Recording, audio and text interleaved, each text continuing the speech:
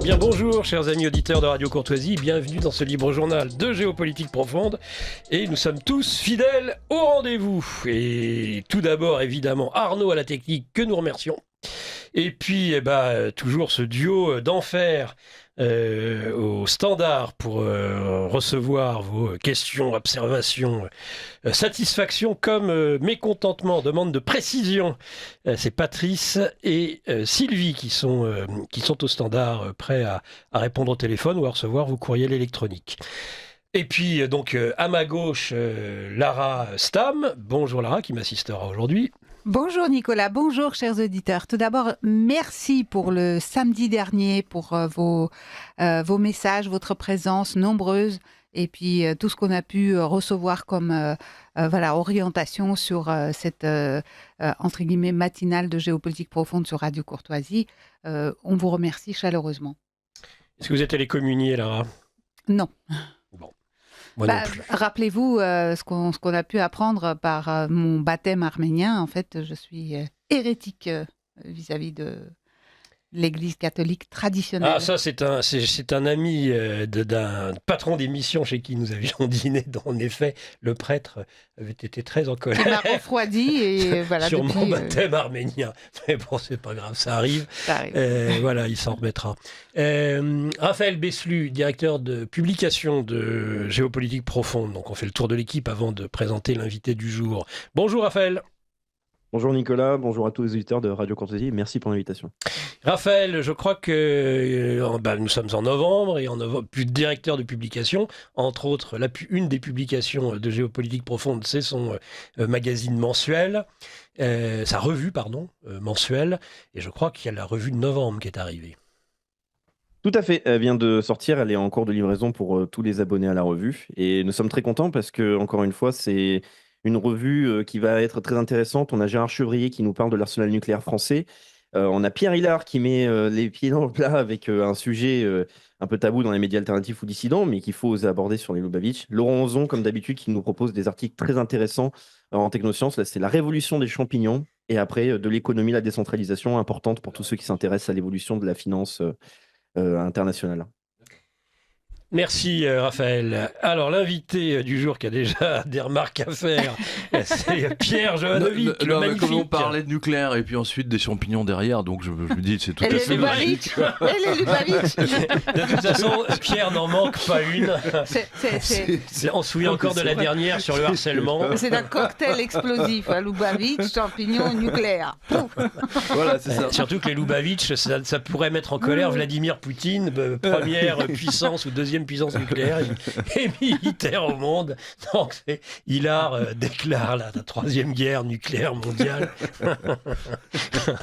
Donc bonjour déjà et bienvenue dans ce livre journal. C'est gentil. Je suis ravi de vous retrouver, de retrouver Lara, de retrouver Nicolas, et de retrouver surtout de retrouver tous nos auditeurs de Radio Courtoisie qui me connaissent bien depuis toutes ces années. J'ai toujours adoré les auditeurs lecteurs de Radio Courtoisie, puisque c'est les auditeurs qui lisent le plus de livres. Oui. Absolument, de toutes les radios. Je pense que pour un auteur, il est préférable de passer 1 heure, 2 heures avec un patron d'émission pour vendre un livre que même d'aller sur France Inter. Bien sûr. Il y a plus de ventes in fine. Ou France Culture. Quand on voit leurs émissions qui sont repassées en digital, je veux dire, s'ils font 50 vues, c'est le maximum. C'est assez surréaliste. En plus, ils nous coûtent un argent fou, ces gens. Enfin bon. Ah oui, il y en a un pognon de dingue. Pognon de dingue. C'est pour l'hôte de l'Élysée. Pognon de dingue. Donc, c'est tout de même, on rappelle, parce que c'est son maître ouvrage et c'est un livre magnifique. Et on a raté l'occasion, d'ailleurs, Radio Courtoisie, c'est dommage, de mettre lorsque la republication Enquête sur les anges gardiens, nous avions fait une émission qui avait été très suivie, qu'on avait voulu mettre en CD à l'époque. Rappelle-toi, Pierre, pour l'enquête sur les anges gardiens, vraiment un livre absolument incroyable, exceptionnel, qui a, Je l'ai lu. que tu Il est très bien. Tu l'as lu. Il est très très bien. Est-ce que ça a aidé à ta conversion justement? Tout à fait, oui. Après l'avoir lu, tu te dis mais finalement. Ouais, c'est vraiment tout ça, ça Miracle existe, existe. c'est absolument. Je suis moi-même très surpris. Les livres aussi. Et on 600 salue oui. les anges gardiens de tous nos auditeurs. On les embrasse. Ça c'est sûr. Ça c'est digne de Padre Pio comme formule ça. Ah bon, d'accord. Padre Pio parlait aux anges gardiens de. Ah ouais, mais moi je les parle à anges mon ange venaient, oui. régulièrement, bien Non mais sûr. lui, Padre Pio parlait aux anges gardiens de ses fidèles. Oui, mais moi, de temps en temps, ça m'arrive effectivement de parler aux anges gardiens de mes amis qui sont loin. Voilà, c'est quelque chose qui fonctionne de manière absolument. Vous savez, n'oubliez pas, c'est Cardinal Danielou qui avait parlé de ça, et j'ai une admiration fondamentalement profonde pour le Cardinal Danielou, qui a eu le bon goût de mourir dans une maison close à Paris. Donc c'est ce qu'il avait fait. Donc je trouve que c'est une belle mort. Ouais. Non, mais c'est digne de Félix Forêt. Je ne sais pas s'il est mort en odeur de sainteté, mais en tout cas son ange gardien a beaucoup d'humour. Voilà. Bah oui. On a évoqué hier les odeurs de sainteté puisque l'auteur de 666, 777 et surtout le 888 vient d'éditer, puisqu'il n'est pas seulement journaliste, essayiste, Pierre Jovanovic, il est aussi éditeur. Directeur littéraire. Voilà, directeur donc littéraire. Le Jardin des livres aux intemporels, sa dernière publication de Margherita Guarducci, La découverte de la tombe de Saint-Pierre, la plus mystérieuse des aventures archéologiques du XXe siècle. Ce que je vous propose, Pierre, si vous voulez en dire 2 minutes avant qu'on lance la revue de presse. Oh, bah c'est gentil, mais c'est un travail... vraiment très brièvement, parce qu'on a fait une grande émission hier. C'est surtout que le pape François a reconnu effectivement le travail de Margherita Guarducci, qui n'est pas du tout controversé, contrairement à tout ce que voilà. C'est-à-dire qu'on a bien retrouvé les os. Il n'est pas en chair en os, mais juste en os de Pierre. Et donc il y a eu cette messe en Mondiovision en 2013.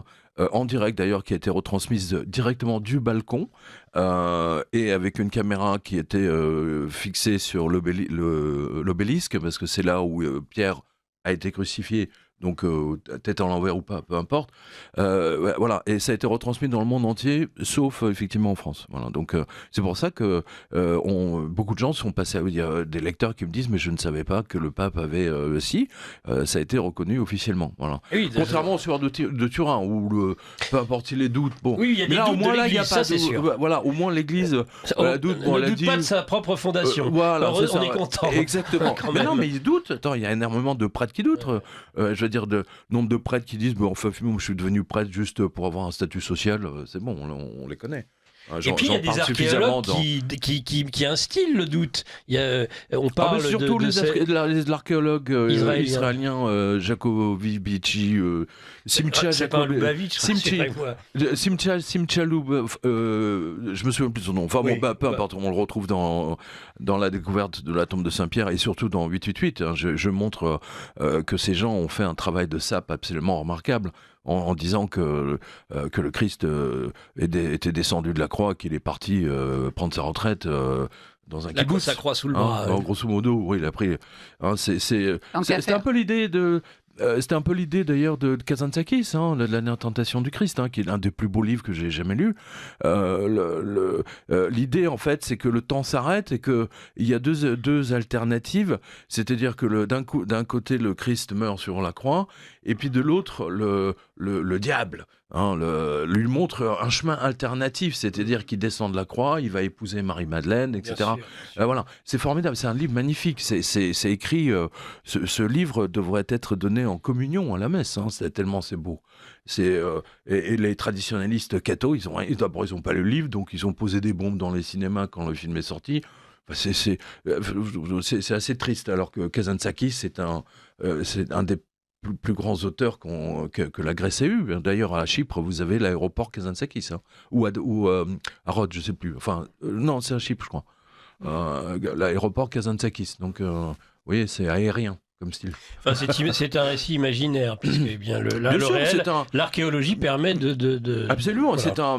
mais reposant quand même sur les évangiles. C'est quand même, il met en scène des personnages des évangiles, exactement comme l'a fait Mickey Valtari dans son livre Rome et Jésus le Nazaréen.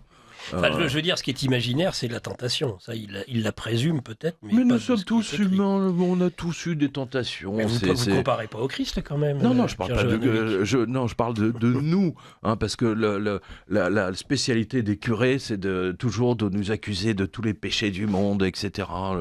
Ça va, c'est bon, on a donné, ça, c'est bon. Hein. Surtout eux, ils sont très mal placés pour. Voilà. La découverte de la tombe de Saint-Pierre. Voilà, donc Margarita Saint-Pierre a vraiment Guarducci. existé. Alors, Voilà. et il est bien mort à Rome à l'époque de Néron. C'est ce qu'elle explique, par exemple. Voilà, et Très comme, bien elle elle est épigraphiste, ça c'est très exactement, intéressant. comme quand le Christ a dit, tu t'appelles pas Simon, désormais tu vas t'appeler Pierre, et sur cette pierre, je bâtirai mon sur église. ces pierres, je vais construire mon église. C'est un jeu de mots, un humour noir, dites-vous, expliquez-vous. Mais c'est dans les deux sens, absolument, c'est dans les deux sens. C'est-à-dire qu'il l'a vraiment fait, il a construit l'église catholique, enfin Rome, c'est le plus beau monument au monde, hein. Sur la tombe de Pierre, il l'a vraiment fait au sens propre comme et au vous sens expliquez figuré. dans 888 Voilà. la tradition de mettre un caillou, de mettre une pierre sur les tombes juives. Voilà, c'est ça. D'ailleurs, ça a été mon déclencheur, hein, pour écrire le livre 888. Hein. C'est à l'enterrement d'un journaliste qui venait ici de temps en temps de mémoire, Paul Vermus. À l'enterrement, donc, qui était enterré au carré juif de cimetière Montparnasse. Et j'avais pas compris enfin, sur toutes les pierres, toutes les tombes à côté, il y avait des pierres partout. Et je pensais que les ouvriers avaient fait un travail de vraiment abominable en salopant toutes les. Et en fait, pas du tout. Quand les Juifs visitent une tombe dans un cimetière, ils posent une pierre pour marquer. C'est comme le petit poucet. Sans pas les traces de l'intifada. Voilà, oui, voilà, c'est ça. Hein, c'est un peu comme Moïse, hein, tu ne tueras point. Hein, Netanyahou, il n'a pas l'air de connaître Moïse. Moshe. Il faut lui dire Moshe, peut-être. Ou Shlomo. Ce sont les mêmes, à la sont les mêmes vous savez lettres, mais qu'à elles la sont TGC, inversées. comment ils appellent le Mossad, les Shlomo. Vous avez remarqué qu'il y a les mêmes lettres en hébreu et arabe. Hein. C'est les mêmes. Sauf qu'elles sont inversées. Le B et le R est inversé. Oui, bah écoutez, on copie comme on peut. Hein, On parlait de Shlomo et Moshe, c'est pour ça, c'est pas une copie, c'est que justement l'un a la vérité de l'autre. Mais il n'y a pas de voyelle. Tant que vous tuez Quand il y a l'autre, pas de vous n'aurez voyelle. jamais accès à votre propre vérité. C'est ça l'immense sagesse de ce genre de choses. Si vous tuez l'autre, l'autre détient le commandement même qui est celui que votre Dieu vous a donné. C'est ça. Ça c'est... Donc ne jamais tuer son prochain parce qu'il vous coupe de vous-même. C'est ça. Là, en l'occurrence, on attend. Eux, ils attendent le retour de leur Messie. Hein, à Gaza, donc c'est pour ça qu'ils sont en train de continuer tous les bombardements, y compris au Liban maintenant. Mais il paraît que la France, nous sommes les protecteurs du Liban. Donc, je comprends pas pourquoi on n'envoie pas nos militaires Ça a repris cette défendre. Sud. Attendez, on les a envoyés à Tripoli, on les a envoyés en Libye pour s'occuper de Kadhafi. Et là, le Liban, qui est notre protectorat historique, non, on les laisse être massacrés sans problème. Monsieur Macron n'a aucun problème avec ça. Il va assister. Je ne sais pas si vous avez regardé le match France-Israël, c'était assez intéressant. Non, parce que il paraît qu'il a été nul à tous les niveaux. Ça a été nul à tous les niveaux. Il y avait les confirme. 3 derniers petits présidents. Les 3 derniers. Il y avait plus de politiques et de policiers que de spectateurs. Oui, c'est ça. Il y avait plus de. Non, mais sérieusement, il y avait plus. Il y avait, de mémoire, il y avait 4000 ou 4000 policiers, plus quasiment 2000 de protection, vous savez, tous les mecs là devant la Fnac, des mecs de sécurité soi-disant privés, etc. Donc ça fait 6000, d'accord. Et il y avait à peu près 10 000 ou 12 000 spectateurs. Voilà. En fait, techniquement, le Stade de France était vide. Les Français et les amateurs de football ont fait un bras d'honneur à toute la classe politique et à tout leur soutien à Israël. En fait, c'est comme ça qu'il faut le voir. Voilà. Eh ben, on a commencé la revue de presse avant la revue de presse. Je n'aurais pas dû le dire à Pierre Jovanovic, à l'empereur, au magnifique Pierre Jovanovic. Au pape de la fake news, N'oublions pas le pape de la fake news, devant lequel tous les jours ou toutes les semaines, notre ami Mike Borowski doit s'incliner. Évidemment, c'est ton élève. Et tu l'auras à partir de 10h30. J'adore Mike. On s'entend bien, mais c'est vrai qu'ils peuvent bidonner tout ce qu'ils veulent. La liste des licenciements, ils peuvent pas la truander. Voilà. Ils peuvent nous dire qu'on n'a que 2% d'inflation. Hein, moi, je rappelle juste à tous les auditeurs là que si vous avez encore un livret A ou il est rémunéré à 3% et que le nouveau ministre des Finances va le ramener à 2,5%. Voilà, parce que ça coûte trop cher à l'État, en fait. C'est ça l'idée. Alors que l'inflation est à 10-12%, la véritable inflation. Voilà. On est bien d'accord. On rappelle que tu fais une revue de presse. La revue de presse sur... En particulier avec Olivier Pichon, c'est ça ? Oui, avec Olivier Pichon sur TVL, donc ça c'est la grande messe, mais là elle repose sur la revue de presse écrite qui est disponible en général tous les lundis sur quotidien.com. C'est la grand-messe sinon, c'est ça ? Voilà, c'est ça, c'est la grande messe des fake news. C'est ce qu'on a fait. Bah oui, le journal Le Monde m'avait nommé comme étant le pape de la fake news. Donc je me suis dit, donc je suis allé à Rome, j'ai vu le couturier du pape et il m'a très gentiment cédé une des tenues de rechange du pape François. Donc la tenue que vous voyez... Ah oui, c'est la vraie tenue de François. C'est une des tenues de rechange. On fait la même taille. Tu te balades jamais, j'espère, dans la rue. Avec... Non, mais quand on a fait... j'ai fait la dernière revue de presse avec Dieudonné. Ça a été... mais complètement extraordinaire. On a pulvérisé les scores, là. Je veux bien le croire. En effet. Allez, on lance la revue de presse. Arnaud, merci de cette émission. Je dirais la mise en perspective du procès des attachés parlementaires, des députés européens, plutôt députés français au Parlement de Strasbourg, du Rassemblement national, dont on vient d'avoir les réquisitions du parquet général, avec finalement... dans cette mise en perspective, toutes ces embûches, toutes ces étapes, toutes ces choses-trappes que Donald Trump a dû endurer, subir pour réaccéder néanmoins de façon triomphale, il y a 10 jours maintenant, à la Maison-Blanche. Il est le nouveau président élu. Et pourtant, que ne lui a-t-on fait ? Que ne lui a-t-on reproché ? Tout a été, jusqu'à la recherche de l'élimination physique, pour s'en débarrasser. Et en particulier, la justice a fait son triste office. On rappelle l'influence du ministre de la Justice, qui, aux États-Unis, a beaucoup d'influence. Et puis, dans les États, rappelons qu'aux États-Unis, les juges sont élus. Ce qui fait que lorsque vous êtes dans un État démocrate, par exemple, eh bien, vous avez des juges démocrates. Et que ces juges démocrates, en général, n'ont pas ménagé leurs efforts pour essayer, par tous les moyens, d'éliminer Donald Trump. Il a survécu à tout, avec, pour moi, ce qui est mais chacun va évidemment pouvoir parler, donner son avis, et puis échanger sur ce sujet, et puis par esprit d'escalier, bien, on verra bien comment se termine cette revue de presse au bout d'une heure et demie. Mais en tout cas, pour moi, Trump, ce qui a fait sa force, ce qui fait toujours sa force, c'est qu'il ne renonce jamais et il ne reconnaît jamais. Jamais il ne va s'excuser. Donald Trump n'est pas quelqu'un qui est dans la culture de l'excuse, d'ailleurs. C'est pour ça qu'il ne se présente pas spécialement comme une victime. C'est pas une victime, Trump. Et les États-Unis et le peuple américain, ne sera pas avec Trump représenté par une victime. Bien au contraire, qui pleurnichera sur la scène mondiale. C'est quelqu'un qui va imposer, comme il l'a toujours fait dans sa vie, les choix et les convictions qui sont les siennes. Ne jamais céder à rien, ne rien céder. Ça, c'est la devise, s'il en est une, de Donald Trump. On lui tire dessus, il se couche, plutôt il s'accroupit pour se protéger, puis se redresse et dresse le poing et fight. Battez-vous. C'est le message fondamental qu'il a donné à cette working class qui est la classe populaire, classe moyenne qui l'ont élu. Il y a donc 10 jours aux États-Unis pour un second mandat. Et nous avons d'un autre côté Marine Le Pen qui crie à l'assassinat politique. Elle était hier soir sur le majestueux journal de 20h de TF1, c'est le plus important. Il est suivi par toujours plus de 10 millions de téléspectateurs. Et elle explique que, eh bien, on lui inflige, ou on voudrait lui infliger la peine de mort, avec exécution provisoire. C'est-à-dire, on va te couper la tête, mais avant même que la plaidoirie, pratiquement. C'est absolument... Alors ça, c'est pas mal trouvé, pour le coup. Mais néanmoins, c'est toujours ce positionnement, en tout cas, il me semble, mais chacun va bien sûr pouvoir en parler, être un positionnement plutôt de victime. Et c'est pas, à mon avis, comme ça qu'elle va s'en sortir, même si elle a bien conscience, en tant qu'avocate, et je vais tout de suite poser la question à Pierre Jovanovic, que si les carottes ne sont pas cuites, en tout cas, sa survie politique, et la survie peut-être politique même du Rassemblement national, est en jeu aujourd'hui. Vous savez, alors, permettez-moi de dire que la survie du vous en foutez.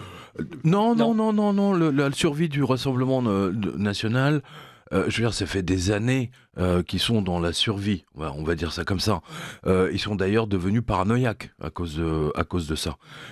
C'est une des raisons pour laquelle Marine Le Pen, effectivement, a peur. Je rappelle qu'il y a d'autres politiciens de gauche, d'ailleurs, et de droite, qui sont passés sous les fourches codines de la justice pour exactement les mêmes raisons. Et en fait, ils n'ont jamais véritablement reconnu. Donc là, effectivement, Marine s'est mise dans une situation... quand elle dit qu'on cherche son assassinat, elle n'a pas tort. Hein. D'ailleurs, on a bien vu la déclaration de la procureure en disant « j'ai pas d'éléments mais ça m'aurait fait mal. Ça m'aurait fait mal sous-entendu, ça m'aurait fait mal au bip. Non, mais attendez, donc déjà, rien qu'avec ça, techniquement, elle pourrait gagner son procès. Parce que, ou le reporter ad vitam aeternam. Parce que c'est insupportable, c'est un procès politique. Donc, techniquement, quelque part, elle a gagné par faute, un chaos technique, une faute grave de la part de cette magistrate. Et en même temps, n'oubliez pas, quand elle dit que ça a été organisé par Madame Taubira, et l'allemand, là... oui, parce que c'est vieux, ça a 8 ans, 10 ans. Oui, c'est vieux, mais c'est des règlements de compte. C'est Schmitt, le président, justement, de l'Assemblée de Strasbourg. Exactement, oui, c'est des règlements de compte, tout sur des simplement. Affaires qui datent d'il y a 20 ans. C'est ça. Vous savez, moi, je vais vous faire une autre... D'abord, n'oubliez pas, l'Union européenne, Bruxelles, c'est les Américains. C'est eux qui décident, c'est eux qui ont la main. Ça, c'est la première chose. Et moi, je vais vous donner un élément que vous allez pouvoir accrocher. Rappelez-vous quand Éric Zemmour se présente et qui va faire son grand meeting à Villepinte. Oui. J'y étais. J'avais couvert la... y était, je crois. J'avais couvert la chose. Non. Écoutez bien. L'ambassade américaine... Non, pardon. Le ministère des Affaires, le State Department américain, d'accord, sort une dépêche en disant aux Américains en France, surtout... n'allez pas au meeting de Villepinte de Zemmour. D'accord ? Alors, moi, en tant que journaliste, pardonnez-moi, mais je veux dire, déjà, rien qu'avec le décalage horaire qu'il y a au State Department pour s'occuper d'un meeting qui est organisé dans une banlieue pourrie à Villepinte où personne ne voudrait jamais aller, même pour un meeting d'ailleurs. Vous voyez, les Américains ont fait en sorte pour qu'il y ait personne, pour que ça soit, pour que les gens aient peur. Parce que donc la dépêche du State Department, c'est n'allez pas au meeting de Zemmour, c'est très dangereux, il y aura des affrontements. Enfin, je vous fais ça de tête. Et donc les Américains se mêlent de nos élections, mais ils disent tout le temps, ce sont les Russes qui s'occupent. Les Russes, Poutine, machin, c'est tout le temps. Alors que je veux dire, les Américains le font tous les jours, systématiquement. Et là, ça a été organisé par les Américains, je veux dire, par l'Europe, parce qu'il est hors de question d'avoir des populistes au gouvernement. Et ils étaient persuadés que Marine allait gagner les élections. Donc il fallait l'éliminer et lui mettre typiquement une épée de Damoclès, voire même plusieurs, au-dessus de la tête. Vous me suivez ? Ouais. C'est très intéressant Bien de sûr, noter. C'est une épée de Damoclès jusqu'au printemps. N'oubliez pas, là, c'est vraiment le côté woke.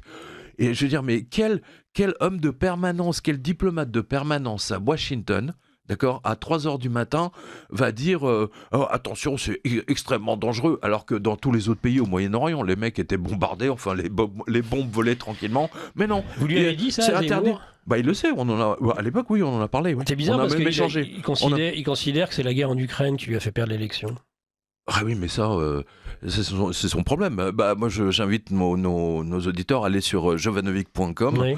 Dans onglet reportage, il y a justement le reportage Zemmour à Villepinte, et vous allez retrouver tout ça, parce que j'en parlais à ce moment-là. C'est très, très important de comprendre ça. Donc les Américains veulent empêcher les populistes. Je vous donne un deuxième exemple.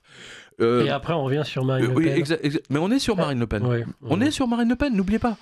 Là, sur les juges, Trichet. Là, c'est pas Jean-Claude Trichet, gouverneur de la Banque de France, Monsieur Mario Draghi, Monsieur Goldman Sachs en Italie, gouverneur de la Banque centrale d'Italie, organise à Rome à la même époque, on est 2012, un congrès, donc uniquement pour les gouverneurs de la zone euro, un congrès sur les dangers à venir du populisme. Parce que le peuple, ça fait peur. Le peuple, c'est que des gueux, des gilets jaunes. Descendants. Voilà. Donc, alors, les gouverneurs, les grands banquiers. Il faut se préparer, il faut prendre des mesures prophylactiques pour les empêcher de monter.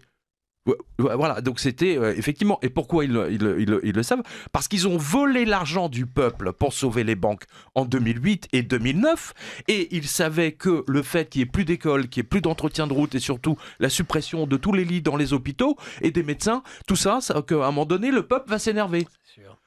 Voilà, donc ils savaient déjà. Donc tout ça, c'est la même chose, c'est la même clique. Sauf qu'ils ont échoué avec la réélection de Donald Trump, qui est justement la vengeance de ce peuple, de ce peuple qui travaille et qui s'est vengé de ce que vous annoncez. Exactement. Donc ils ont quand même, in fine, aux États-Unis, pour l'instant, échoué. Ils ont échoué, mais attendez, ils ont tenu le pouvoir quand même pendant des années et des années. Oui, pendant 4 ans quand même, mais oui. Non, depuis 2008-2009. Oui, alors...